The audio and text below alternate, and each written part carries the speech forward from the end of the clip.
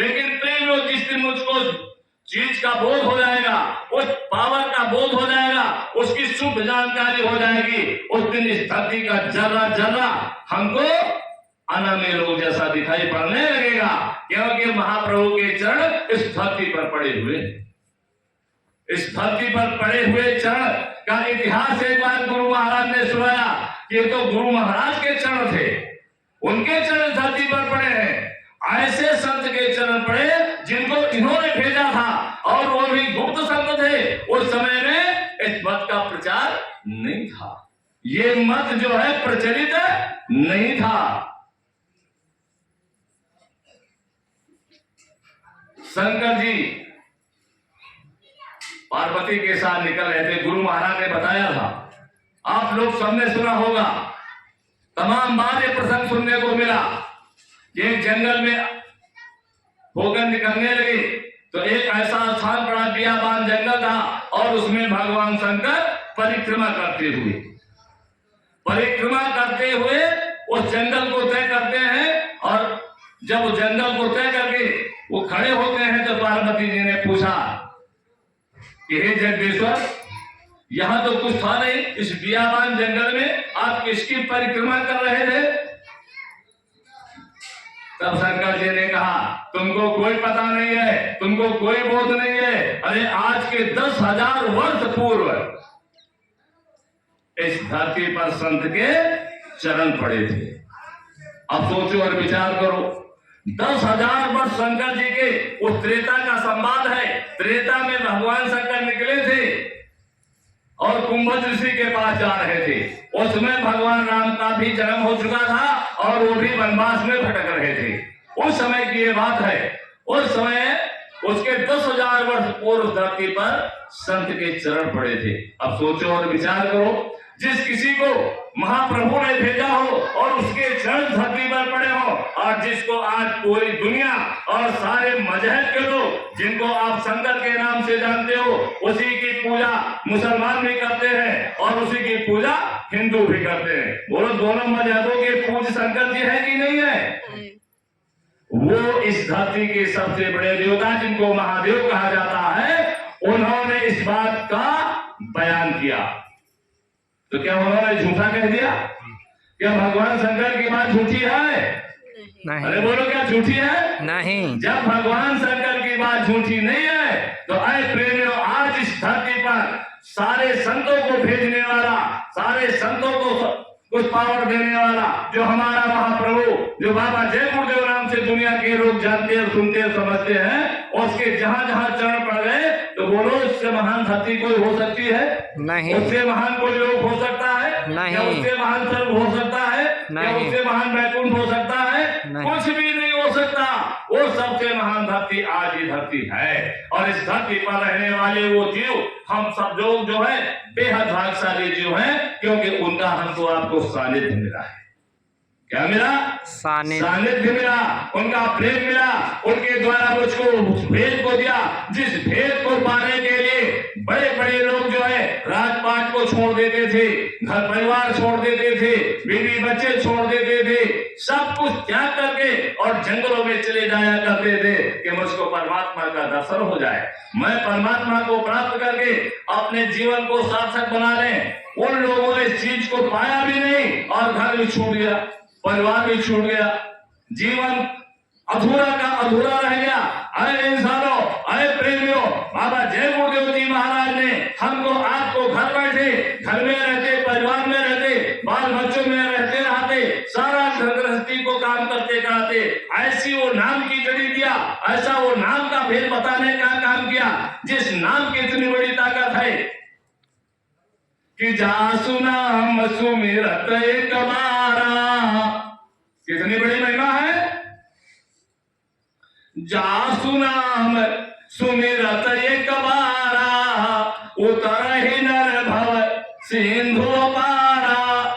एक बार के सुमिरन मात्र से जो बहुत बड़ा महासागर, ये भवसागर है, जिसको पार करने के लिए 4 वेदों की रचना हो गई, 6 शास्त्रों की रचना हो गई, 18 पुराणों की रचना हो गई, और इस दुनिया में जितने ऋषि मुनि आए, उन सबों ने अपने अपने आधार से इसको पार करने का विधान बताने का प्रयास किया, उस प्रभु की लीला का वर्णन किया कि ऐसा करोगे तो भवसागर पार हो जाओगे, लेकिन एक भी पार नहीं। वो आपकी रामायण गवाही है। अरे निज निज मति सब हरि गुण गाहा, ओ पावक को गुरु विनुभव था।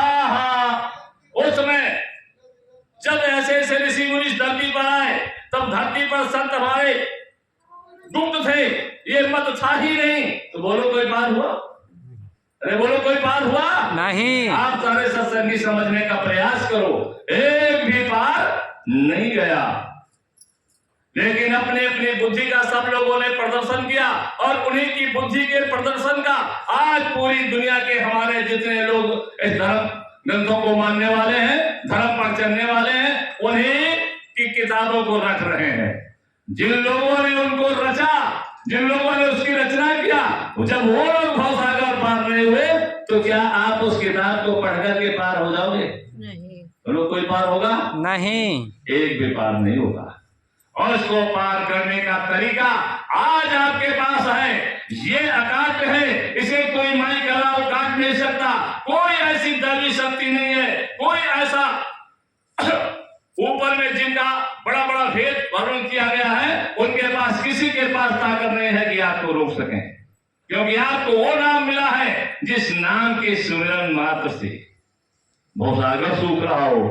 और भवसागर जब सूख जाए तो भवसागर का रचना करता जो है, तो क्या आपको रोक सकता है? नहीं। उसकी औकात नहीं है। अरे वो नाम आपको दिया हमारे गुरु महाराज ने, जिस नाम की तपस्या रातों दिन त्रिलोकी का मालिक करता है। कौन करता है?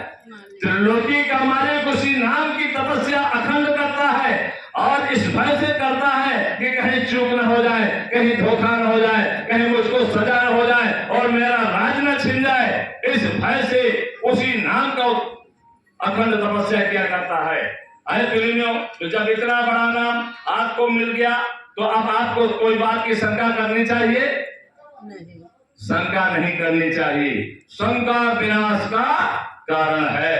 गुरु महाराज 2003 से बराबर इस बात का संदेश देना प्रारंभ कर दिया था कि बच्चों, जैसे ही मंच पर जाते थे, 2003 में जो काफिला निकला था, उस काफिले का शुरुआत करते थे जब गुरु महाराज सत्संग का, तो सबसे पहले यही शब्द बोलते थे, बच्चों शंका मत करना, शंका विनाश का कारण है।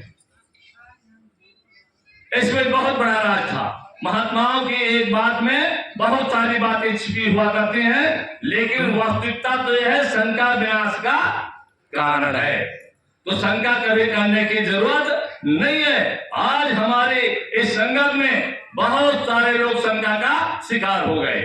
जब शंका का शिकार हो गए, तो अब उनका क्या बचाव होगा?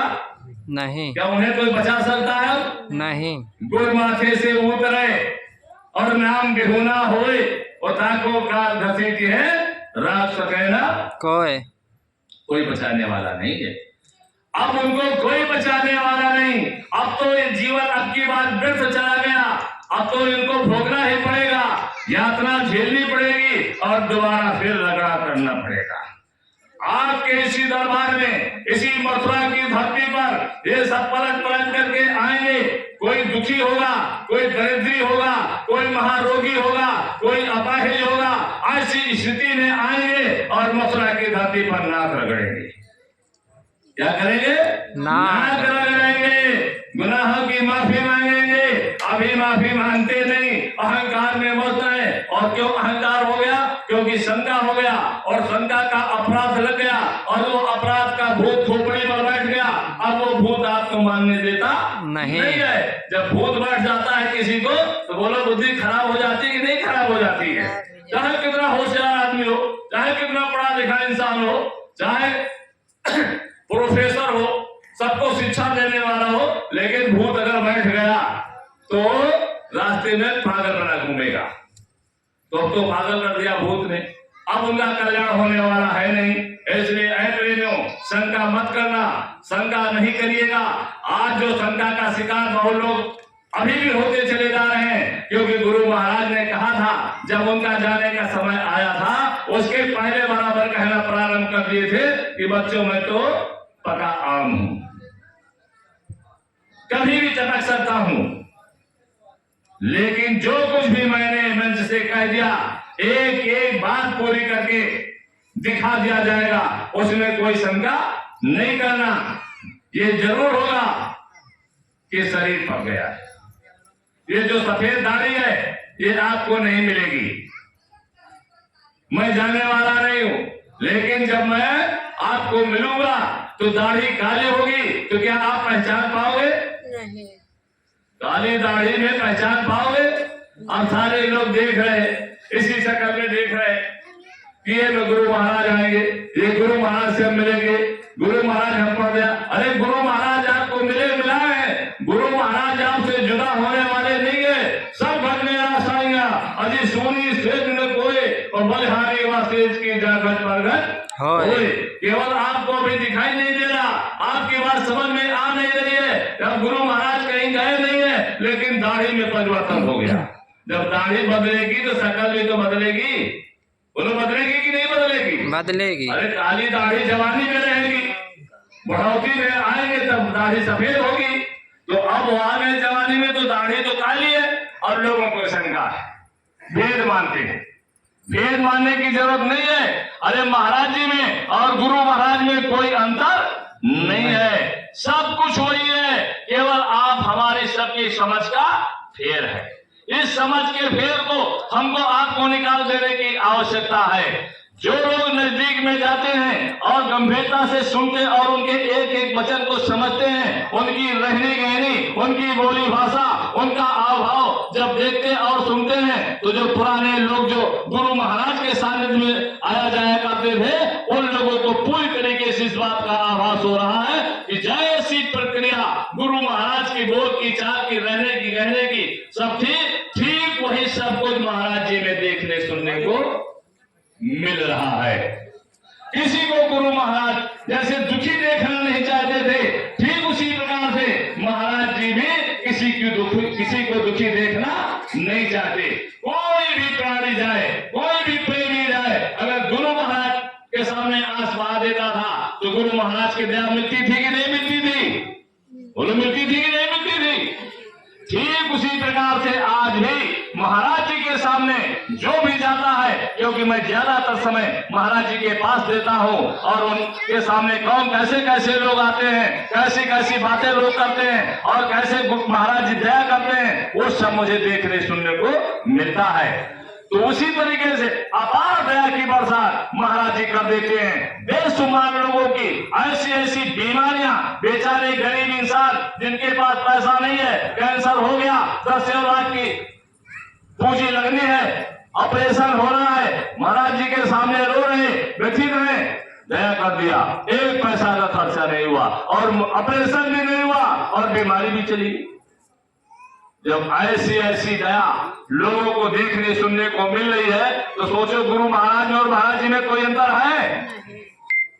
पूरी वही दया काम कर रही है, पूरी वही ताकत काम कर रही है।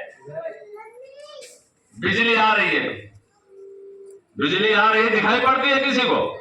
किस तरीके की होती है? और उस बिजली को पंखे में लगा दो, पंखा चलने लगेगा।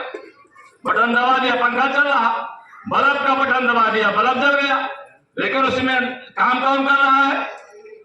पंखे का रूप अलग है, बल्ब का रूप अलग है, लेकिन काम कौन कर रहा? बिजली। उसी तरीके से गुरु महाराज अपनी वो पूरी ताकत जिस पहले के शरीर में काम करते थे, वही पूरी ताकत आज हमारे महाराज जी के शरीर में ही काम कर रही है। अगर इस शरीर में काम नहीं करेगी तो गुरु महाराज का वचन पूरा होने वाला नहीं है, क्योंकि गुरु महाराज ने कहा था एक एक बात जो मैंने कहा सब पूरी करके दिखा दिया जाएगा। आज हमारे महाराज जी उन्हीं कदमों पर चल करके दिखा दिया कि जब मथुरा की धरती पर एक मुट्ठी लोग नहीं रह गए थे, आज हमारी मथुरा की धरती पर लोगों से खचाखच भर जाता है, पैर धरने की जगह अब नहीं मिलती है। जितने लोग जा रहे हो, वो लोग देख रहे हो नहीं देख रहे हो? 2012, 13, 14 और 15 तक आपने देखा क्या माहौल था, और आज ये 20, 21, 22, 23, 24 में कितना परिवर्तन देखा? कहीं जगह मिल रही है? अरे बोलो, हो जितना बड़ा हुजूम